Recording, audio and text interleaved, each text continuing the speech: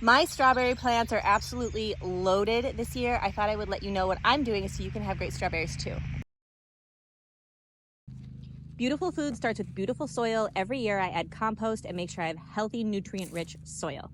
These are Early Glow and Seascape varieties I'm growing in Zone 7, Central New Jersey. These strawberry plants are about 3 years old. I don't cut off the runners that form new plants, which create daughters or clones with the mother plant. I let them go and do their thing. I grow in guilds, which means I create a network or neighborhood of plants that help one another to thrive.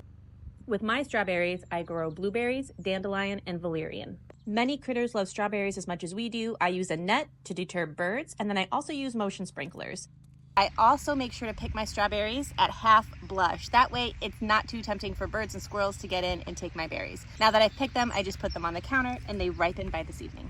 In areas that motion sprinklers can't reach or might not be an option, you can use toy garden snakes. I'm putting one in this verbascum patch that recently was annihilated by squirrels. It'll totally fix the problem. Squirrels think the snake is real and don't want to get eaten. Pesticide and herbicide-free strawberries are absolutely attainable with just a few simple management steps.